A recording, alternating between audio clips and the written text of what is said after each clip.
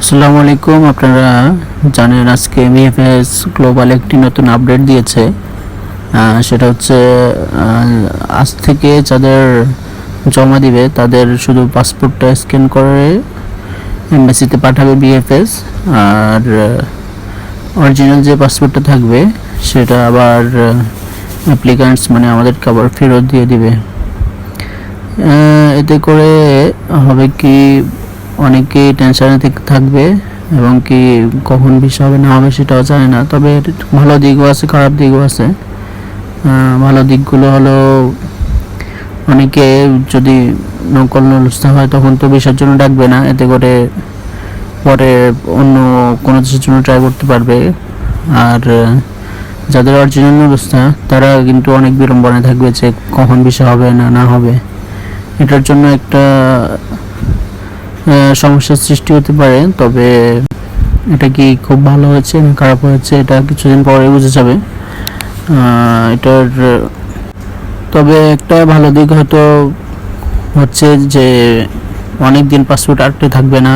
যেমন বর্তমানে অনেকের পাসপোর্ট 10 মাস 11 মাস এমবাসিতে পড়ে আছে, তারা চাইলে অন্য কোনো দেশেও যেতে পারতেছে না।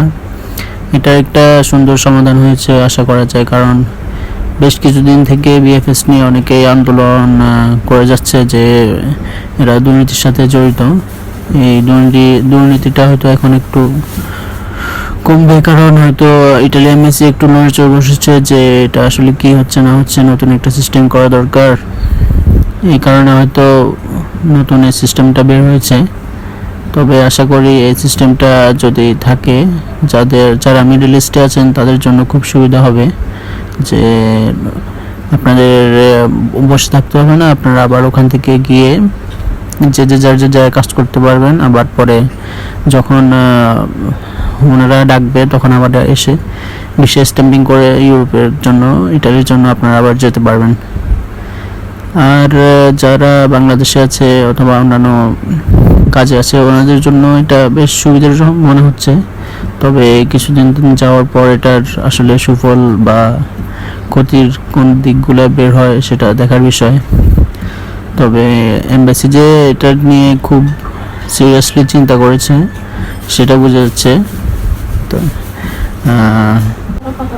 আশা করা যায় এটা খুব ভালো হয়েছে।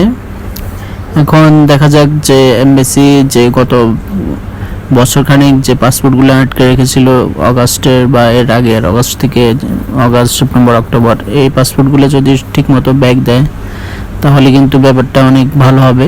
অনেক বাংলাদেশি টেনশন মুক্ত হবে। এমনিতে অনেক বাংলাদেশিরা আটকা পড়ে আছে যে কি হয় না হয়। তবে এখানে একটা দালালদের জন্য খুবই অসুবিধা হয়েছে যে এরা টাকা নিতে পারবে না, কারণ পাসপোর্ট তো জমাই রাখেনি এমবাসি। আপনাদেরকে বলে দিব যে পাসপোর্ট যেহেতু এমবাসিতে জমাই রাখেনি, সেহেতু আপনারা কোনো দালালের মাধ্যমে যদি যেয়ে থাকেন, অরিজিনাল নুলস্থা হোক যেমনই হোক, আপনারা টাকা লেনদেন করবেন না।